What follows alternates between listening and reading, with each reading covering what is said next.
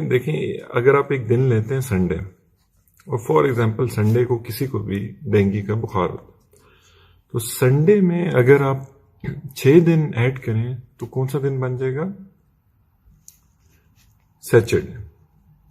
اسی طرح اب آپ ایگزامپل لیں کہ ایک بڑا سارا پیالہ ہے اور اس میں آپ پانی ڈالتے جا رہے ہیں، لیکن اس پیالے میں کیونکہ کچھ سوراخ ہوئے ہوئے ہیں تو وہ سارا پانی آپ کا باہر چلا جاتا ہے، اس میں سے کچھ پانی۔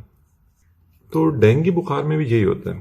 یہ ڈینگی بخار ایک وائرل بیماری ہے، یہ ایک وائرس کاز کرتا ہے، جس میں آپ کی جو خون کی نالیاں ہیں اس میں چھوٹے چھوٹے چھوٹے سوراخ ہونا شروع ہو جاتے ہیں۔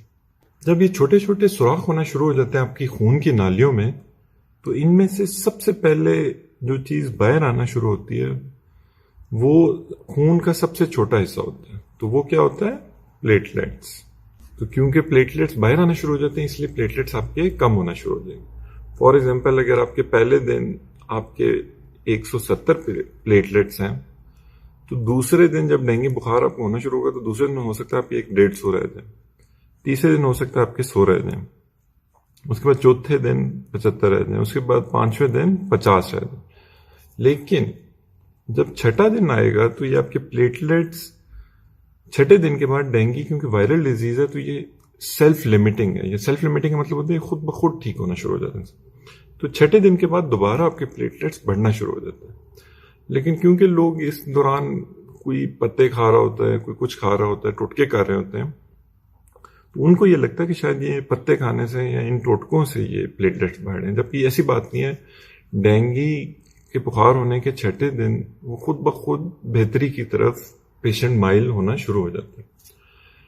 اچھا، اب دیکھیں، اگر خون کی نالی میں سوراخ ہو رہے ہیں چھوٹے چھوٹے، اور سب سے خون کا چھوٹا کلیہ جو ان سے تھا پلیٹلیٹس، وہ تو باہر آ گیا، ساتھ کیا چیز باہر آنا شروع ہو جائے گی؟ ساتھ آپ کی باہر آنا شروع ہو جائے گی واٹر یا پانی۔ اب لوگ کیا کرتے ہیں کہ لوگ اپنا تمام فوکس رکھ دیتے ہیں پلیٹلیٹس پہ، جبکہ اصل جو آپ کا فوکس ہونا چاہیے وہ ہونا چاہیے واٹر پہ، کیونکہ یہ سب سے ڈینجرس چیز ہے۔ دیکھیں، اگر آپ کے پلیٹلیٹس خون میں کم ہو بھی جائیں نا تو اس سے کوئی فرق اس طرح نہیں پڑ رہا ہوگا کہ آپ کے جسم پورے میں کہیں پہ بھی خون نہیں نکل رہا، تو یہ ان کی کمی آپ کو کوئی کسی طرح تنگ نہیں کرے گی۔ لیکن اگر آپ کا پانی، کیونکہ وہ جب باہر آنا شروع ہوگا اور آپ ڈی ہائیڈریشن میں چلے جائیں گے، تو اب کیا ہوگا کہ آپ کے پورے جسم میں چھوٹے چھوٹے السرز بننا شروع ہو جائیں گے، اور اب کیونکہ وہ السرز بنیں گے تو تب پلیٹلیٹس کم ہونے کی وجہ سے بہت زیادہ بلیڈنگ ہوگی۔ اب اس کے بعد جو اگلا چیز جو ہمیں سمجھنی چاہیے اس میں، وہ یہ ہے کہ دیکھیں، اگر ایک خون کی نالی ہے اور اس میں سے پلیٹلیٹس باہر آ رہے ہیں اور پانی باہر آ رہا ہے، تو اس کو ہم کس طرح مانیٹر کریں گے؟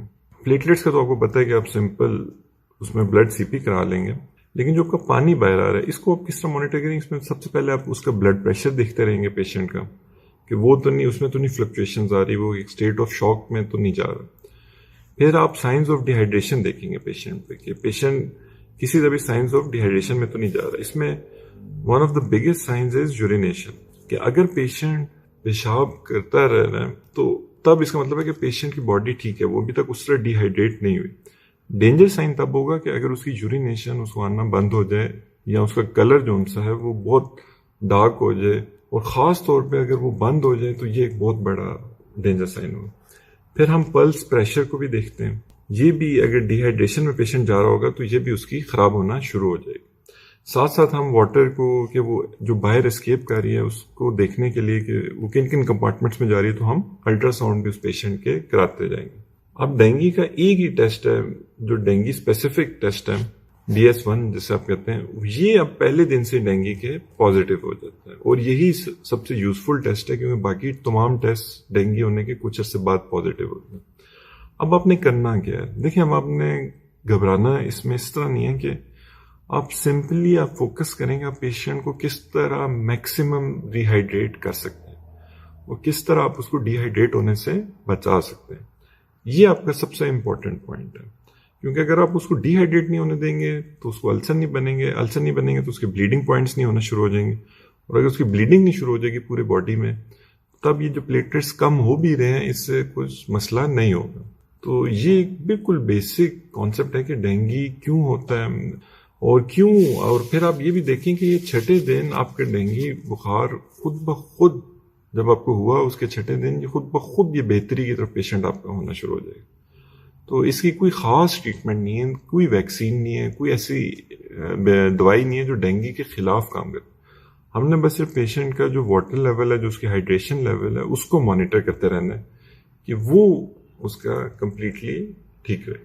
اگر آپ کو یہ ویڈیو اچھی لگی ہے تو اس کو پلیز شیئر ضرور کیجیے گا تاکہ آج کل ڈینگی بہت زیادہ پھیلا ہو, لوگوں کو پتہ ہو کہ یہ ڈینگی ہوتا کیوں ہے, اور یہ کہ اس میں ایک بہت زیادہ خوف و ہراس کی ہوا بھی ہے. تو وہ بھی لوگوں کو جب آئیڈیا ہوگا کہ یہ ہوتا کیوں ہے تو وہ اس کو اچھی طرح مینیج کر سکتے ہیں اس پیشنٹ کو. باقی آپ نے یہ اپنے ذہن میں رکھنا ہے کہ اگر ڈینگی آپ کو ہوتا ہے تو آپ نے ایک ڈاکٹرز اور ایکسپرٹ اوپینین لینی ہے جا کے, تاکہ آپ کو وہ جو مینجمنٹ بتائیں پھر آپ نے اس کے مطابق اس کو فالو کرتے رہیں. تو اگر آپ کو ویڈیو اچھی لگی تو آپ پلیز ہمارے جو یوٹیوب